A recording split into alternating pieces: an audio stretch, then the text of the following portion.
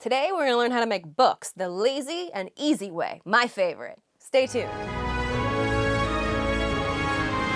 Greetings, adventurers, and welcome to Skill Tree. Today I'm gonna take you through the evolution of Madi tries to make books. So, recently I started to get into bookbinding. I don't have all the money and time and resources that Clever typically has, so when he did his own bookbinding video, this one right here, he showed you the more, traditional way to do it. I like my way. I don't need any special tools. I can just have paper, a needle, and thread. Literally, all you need to get started is paper, needle and thread, and glue. That's it. That's really all you need. I started off making softcover books, which is even easier than hardcover, where really all you need is like a piece of paper that's slightly thicker than the rest of your piece of paper to use as the cover. And I've seen people use stuff like magazine covers and whatever to make their own cover out of just household items. Today, however, we're gonna be going over hardcover because it's a little bit more involved. I can cover softcover later if you guys are interested in it, but hardcover was something that I wanted to challenge myself with.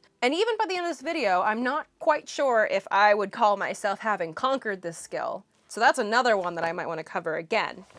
I'm sorry, I amused myself. But anyway, this is the evolution of me trying to figure out hardcover, which is like, doesn't fold, is ripped in a bunch of places, is whatever this is. And then finally one that just has a few tears in the book cover sheet thing. So, how did we get to this point? Well, first we have to make the text block. So the text block is basically that block of paper that the cover goes around, and it's kind of its own thing. Super easy. The first thing you do is you fold a bunch of pieces of paper in half. These can be basically any shape as long as they're evenly in half when you fold them. Honestly, once you get to the point where you're comfortable with bookbinding, I bet I could make almost any shape of book as long as it was like perfectly in half when you folded it. I've seen people make like books that look like the coffin shape, and I was like, I could do that. It would be weird, and it probably wouldn't work very well, but I could do that. When you fold a bunch of pieces of paper, the actual thickness of the paper begins to make it kind of warp, so that it isn't exactly straight when they're all lined up together. So to avoid that, we create things called signatures. So signatures are basically a group of paper folded together that is not big enough to start the warping,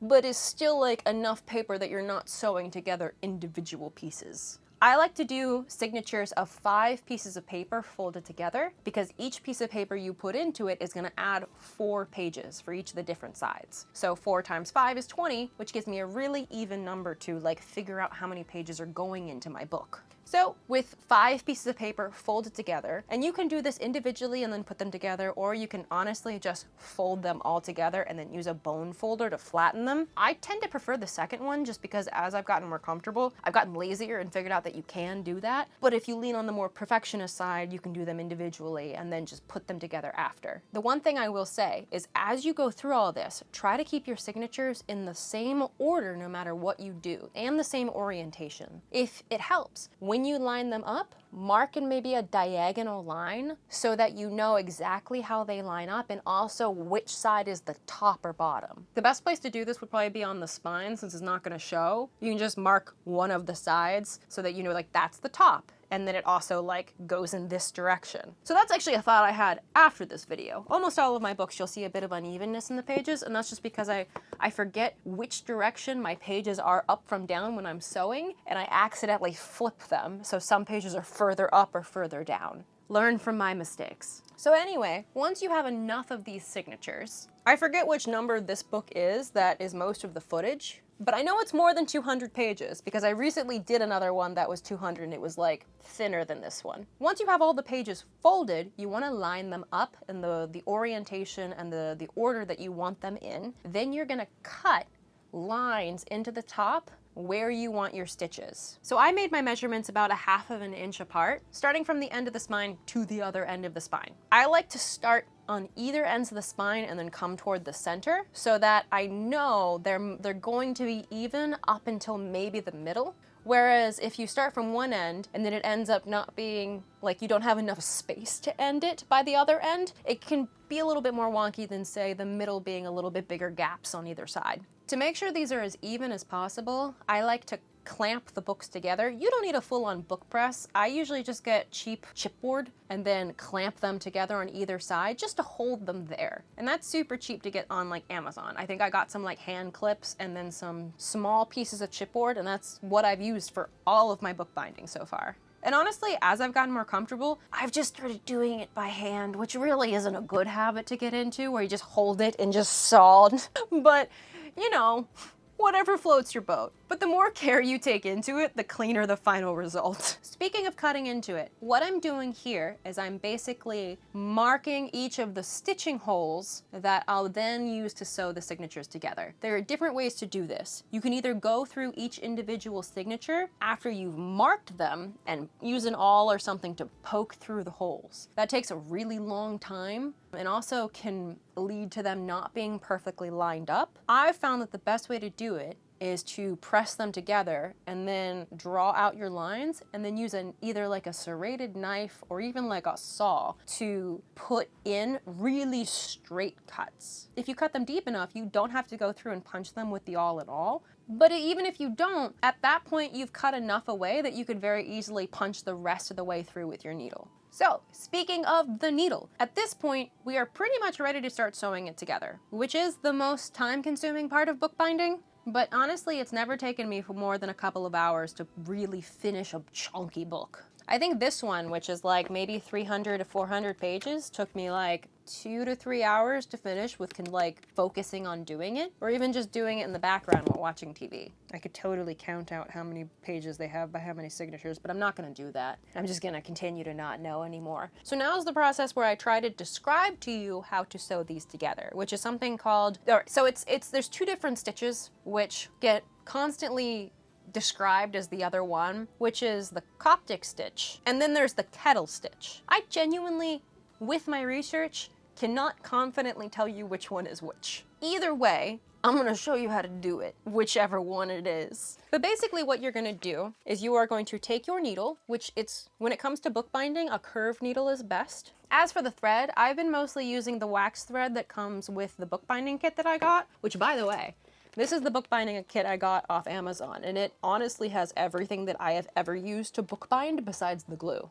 I'm gonna leave a link to it in the description, but genuinely really recommend it. So once you thread your curved needle, you're going to go through the very first hole in your signature. Honestly, it doesn't matter which side you start, just as long as it's the first one. Then you're gonna go down the line of holes and sew in and out. Nothing complicated. Once you get to the end, however, you're gonna turn around and you're gonna sew in and out in the opposite way until you reach the end again. So basically, every hole that you went in, you're gonna go out of until you have a solid line of stitching going down both sides. So when you get to the end, you'll either have a loose thread coming off of the inside of the book or the outside, depending on which side you started. Either way, you're gonna tie off a knot there to lock all these stitches in place. I like to tie it off on the outside, but you can also tie it off on the inside and then just pull it until it pops through to the other side. Or you can just leave it. Some people like the look of more like obviously hand-bound books. Once you're done, cut off the excess of the loose thread and then just burn it short. And you're left with a signature that has a thread ready to sew into other ones. So moving on to connecting your first signature to your second signature. It's pretty simple. What you're gonna wanna do is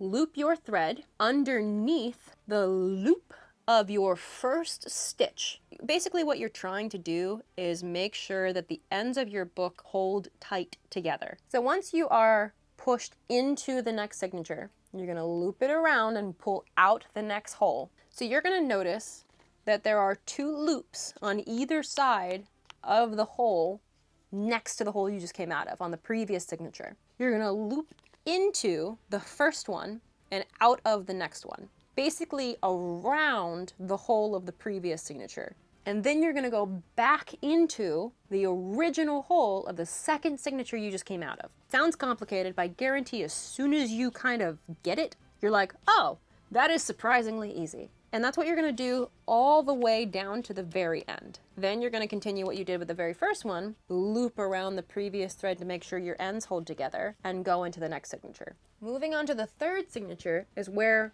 the third and final kind of variation comes in. So if you've noticed, you no longer have the same loops that you had when you were sewing against the first signature. Instead, you kind of have where a thread continues all the way back to the first signature, those little knots where you've looped around itself. What you're gonna do is you're going to, instead of looping back to the first signature, which is tempting, and I've done it a bunch of times where like the muscle memory tells you to go all the way back to the first signature and loop back through that same space, you're gonna push your needle, and this is why it's very useful to have a curved needle, in between the signatures and underneath the thread of the previous hole. Basically like where the two holes behind you meet in that knot, you're gonna loop under them and then pull back to the same hole and go back in. And then you continue all the way down, and that's what you do for the rest of the book. And remember to always, at the end of your signatures,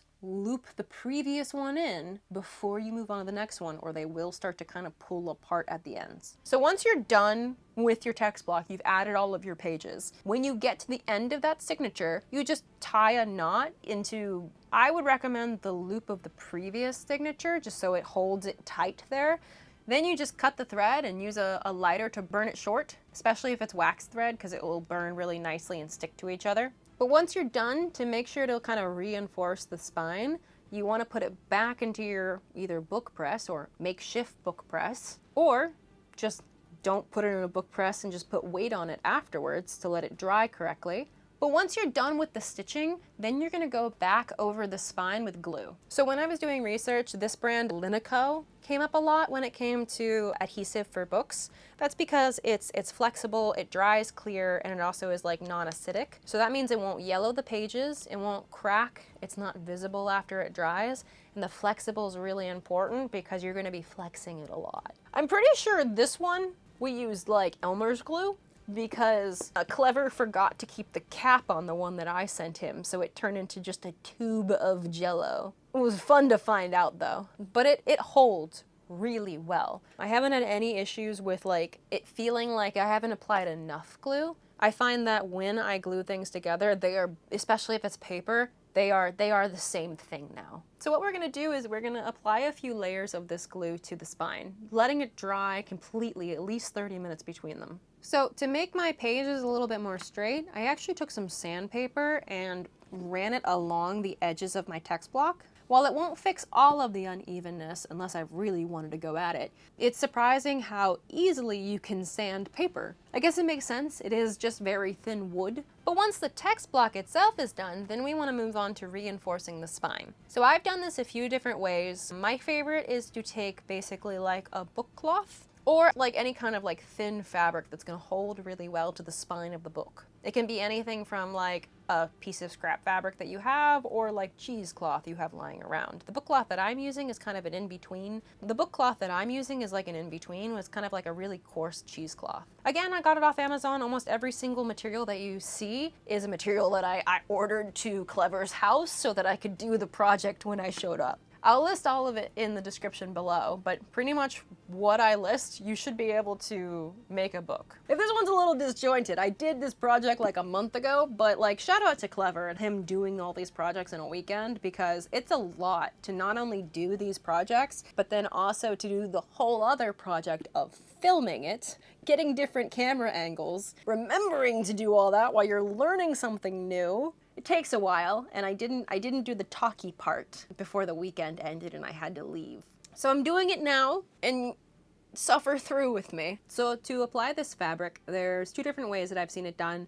I typically just glue it along the spine. Other people I've seen cut it shorter than the spine, but wider, so that it glues to either sides of the text block. This way the pressure of the spine opening and closing can be put away from the spine itself, and overall it holds it together. I think it's really something that you should play with as you learn to make books. Since the materials to actually make books is so inexpensive, there's something really to be said about just doing it over and over again until you find what works for you.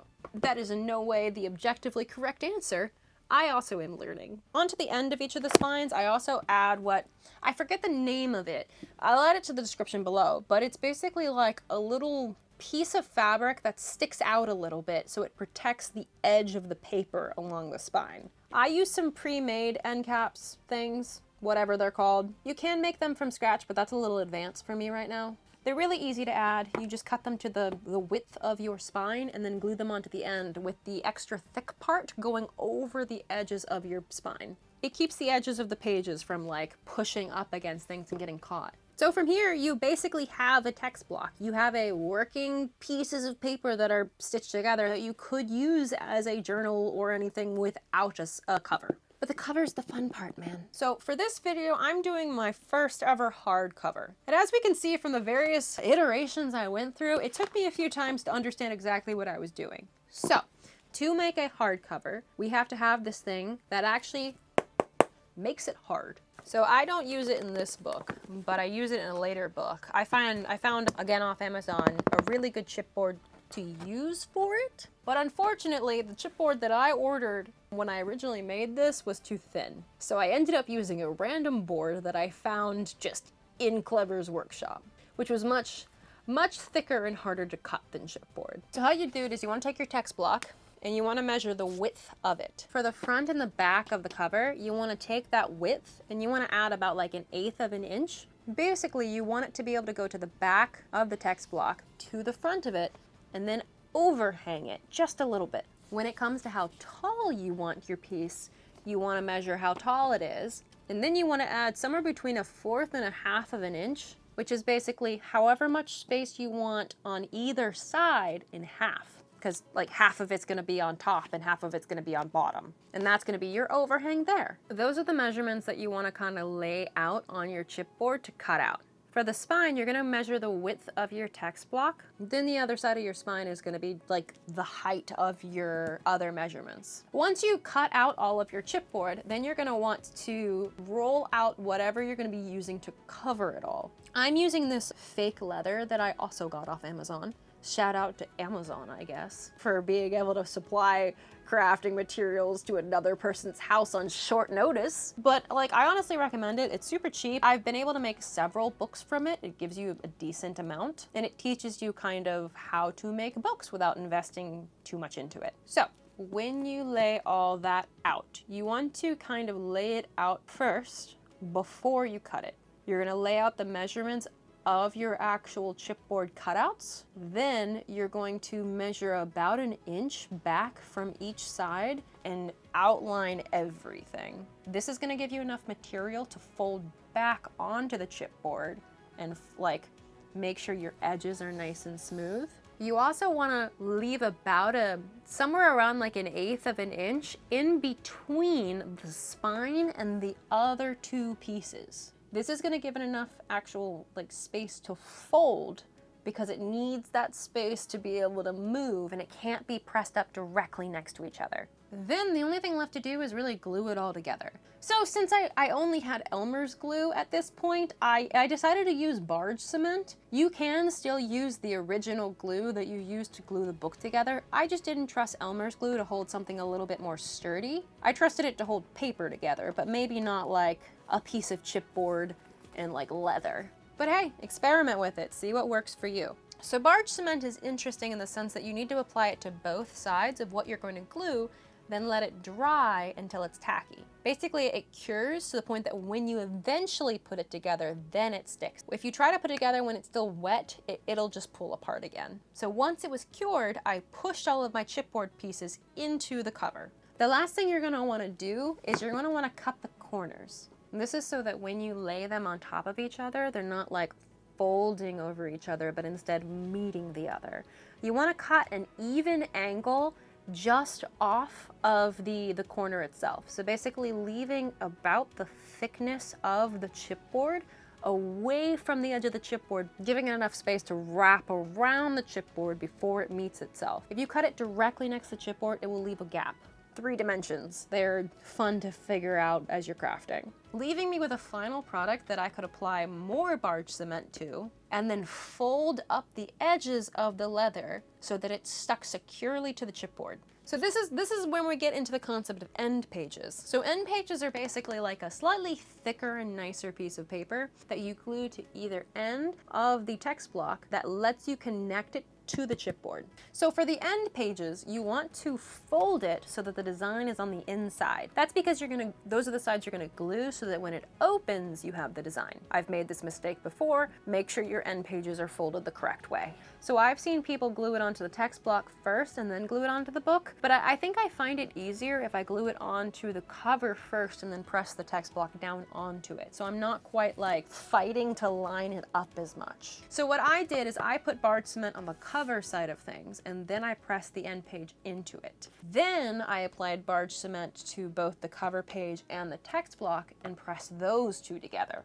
This let me kind of press the text block very neatly on top of the end page, and then when I wanted to do the other side, I kind of just closed the book. It obviously did not work out too well because I have a lot of wrinkles and rips in the end page, but I think that's mostly because, first of all, I think my spine was too wide, so there's too much space for it to cover. Secondly, I used barge cement, which is instantaneous, and this is paper. As soon as it went down, wrinkle or not, it was stuck forever. When it comes to other glue, you have a little bit of flexibility of kind of using a bone folder to smooth out all the wrinkles and press it into the space you need it to be. I did not have that forgiveness. I also did not have bookbinding glue. And with that, you're pretty much done. A lot of bookbinding stuff is faster and easier than I really expected it to be. Obviously, this has its own mistakes in the sense that I did not keep my signatures as straight as they needed to be, so it's a little bit uneven. I used barge cement, so the end pages are a little bit wonky, and I think the spine is a little bit wide,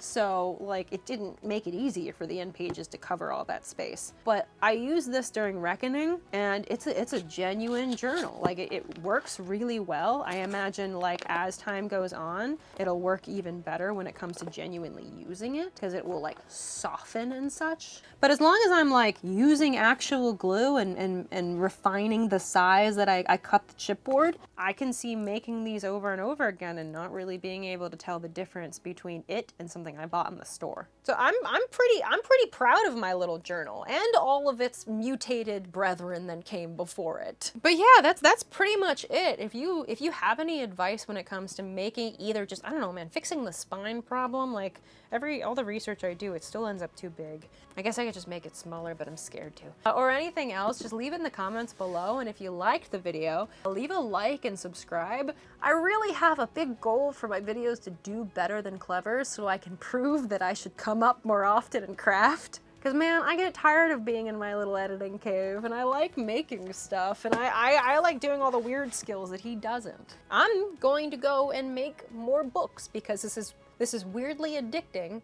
and I just want to make more. In the meantime, keep leveling up, you. You made it to the end screen. YouTube loves it when you do that. It's a fantastic way to support this channel. Another great way to support this channel is by joining these people's noble ranks. These are our Patreon members, and we genuinely cannot do this without them. They're the reason that I can send an entire book's worth of supplies to Clever's house right before I get there from Amazon. Special shout out to our newest high tier patrons, Ravencroft Guitars and Brian McQuinston. And as usual, a big shout out to our Grandmaster patrons, Andrew Smith, Froggy, Draga Design, and Yuri Sashiro. If you want to support us like that, the link to our Patreon is in the description below. Or you can click on one of these videos, and YouTube likes that too. I'm going to, like I said before, I'm already planning on all of the new books I can make. It's a weird power, man. Like, I can make anything. I can come up with whatever random lore and stuff and bring it in an in-game book, and then it's like real.